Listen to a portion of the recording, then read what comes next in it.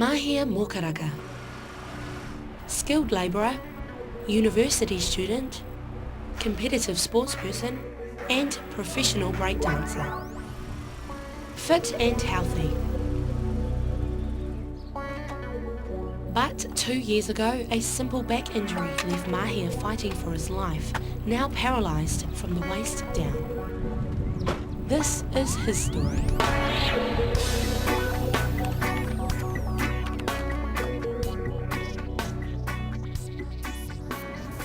My life was very active.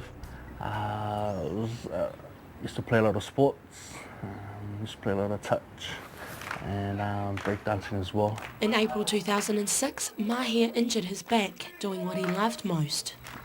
There was a group of us who were breakdancing, so I jumped in and dropped down to my elbows and my legs kind of came over my body and I stood back up and then I knew that I had done something to my lower back. Mahia's GP diagnosed a lumbar sprain and prescribed painkillers to ease the swelling.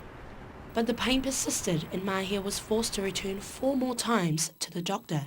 Each time I did go back, the pain was just increasing and getting a lot more intense. I couldn't sleep at night. I found that it was hard actually walking. My last 2 visits to my GP, I basically rocked up to the GP with crutches and yet, basically wasn't enough for him to say that, to do anything else different but prescribe me with more painkillers and anti-inflammatory pills. These delays were to put Mahia in a wheelchair for the rest of his life. If there was one word that signalled a problem that occurred over and over again in this case, it would be delay. There was a delay in getting the appropriate treatment. There was a delay in getting the original back injury file investigated. There was a delay in the filing of the treatment injury claim. In a letter explaining the delays, Mahia's GP wrote, "In hindsight, Mahia should have been referred for investigations, i.e. blood tests and x-rays, when his condition deteriorated 1 week later. However, it is always easy to make comments retrospectively. I personally have reviewed my practice and learnt to be more cautious, especially treating patients with back pain." Over 4 weeks, Mahia's injury developed into an abscess in his lower back, which over time grew in size. But by the time the doctors had found it, the abscess had grown too big and had hit a nerve in his spine. By now he was in severe pain. On my last visit to my GP, it was arranged that I'd see a specialist at the same time. Then he realised that at this point something severe was wrong. Mahia was rushed to Middlemore Hospital and straight into theatre. Once I got to hospital, I had seen a surgeon there who had decided to go straight to surgery and operate on it because even they saw that something internally was wrong. No parent would want to face seeing their child go through the type of pain and the type of outcome that we've faced with. Over 2 days, Mahia endured multiple operations. I remember there was a tube down my throat and I was so sore that I was like, what's this down here? So I tried to pull it up and I just remember all the nurses kind of holding me back, trying to stop me from pulling up the tubes. When the painkillers wore off, Mahia was faced with his reality. And I just remember doctors coming to me and asking me if I could move my legs. I couldn't at that point. And I kind of just thought that it's just a natural part of coming out of a major operation like that.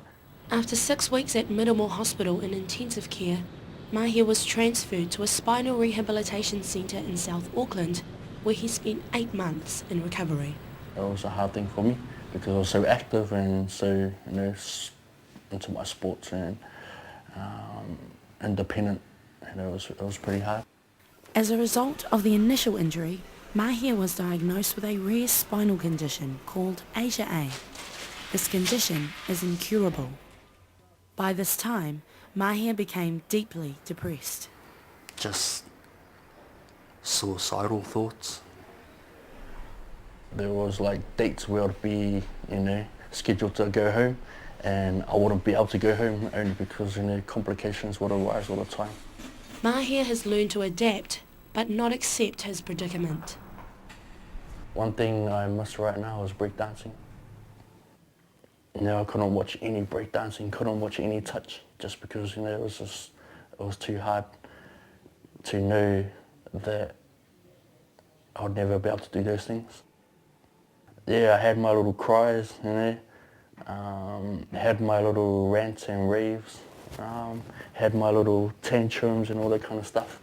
But I kind of got to a point where, really that's not going to help me now.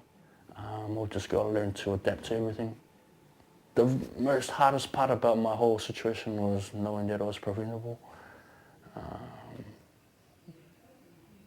That was the ultimate disappointment.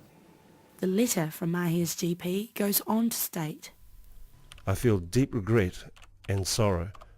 The only thing my colleagues and I can do is to ensure nothing similar will happen to our patients in the future. Kind regards, Dr. Alan T. In May 2007, Mahia was discharged from the spinal unit.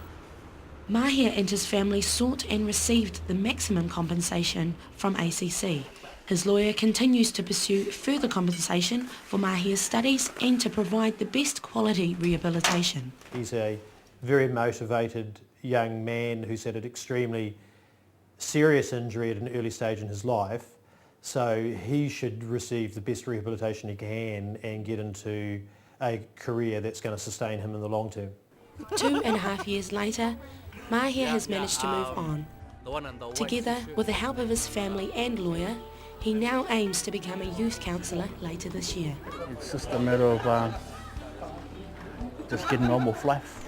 Even though I may not be able to walk at this point, or be stuck in a wheelchair, but I still kind of find ways to have fun.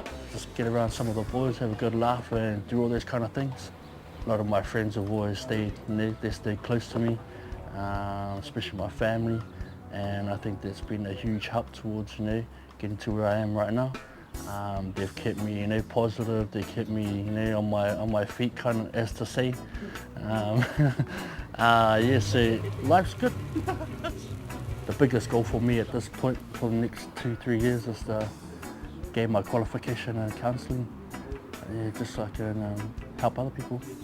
He also endeavours to get back into competitive sports. Also, hopefully get back into basketball again, and just kind of keep healthy and keep fit.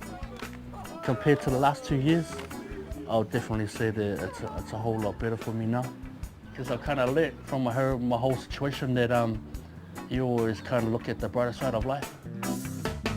Said if you're looking for a good time, the sons of Zion make you feel alright. Said if you're looking for that good vibe, just follow me and it'll be alright. Cause I can take you where the sun shines, and we'll be rocking to the morning light. So forget all your troubles, your worries, your woes. Come get to